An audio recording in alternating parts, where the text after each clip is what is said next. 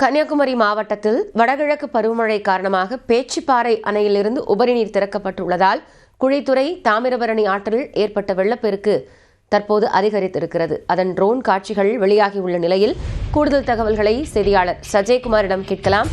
சஜய்குமார், இப்போ வெள்ளப்பெருக்கு ஏற்பட்டிருக்கக்கூடிய கழுகு பார்வை காட்சியை பார்க்கிறோம். விவரங்கள் என்னென்ன எச்சரிக்கை கொடுக்கப்பட்டிருக்கு?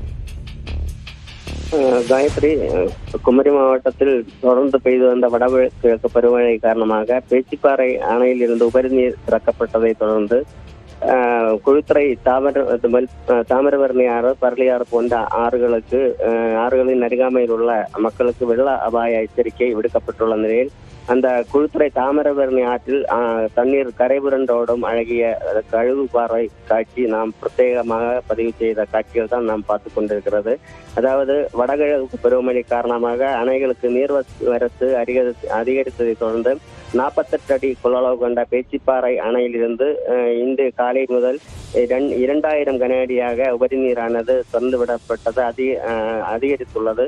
இதனால் கோதை ஆற்றில் வெள்ளப்பெருக்கு ஏற்பட்டது. இந்த தண்ணீர் களியல் வழியாக மூவாற்று முகம் அங்கிருந்து தாமிரபரணி ஆற்றில் கலந்து சிதறால், சுண்டத்தாறுவிளை, திக்குறிச்சி, குழித்துறை, காப்பிக்காடு, மங்காடு, வைக்கல்லூர் வழியாக தாமிரபரணி ஆறு தேங்காய்பட்டணத்தில் கடலில் கலக்கப்படும்.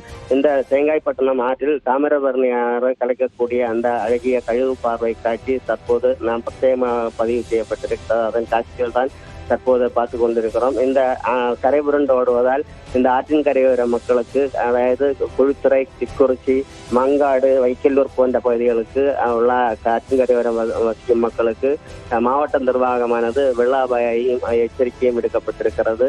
அந்த ஆறு பாய்ந்தோடும் அழகிய கழுகு பார்வை காட்சியால் நாம் தற்போது பார்த்து கொண்டிருக்கிறது. காயத்ரி, நன்றி சஜயகுமார் விவரங்களுக்காக.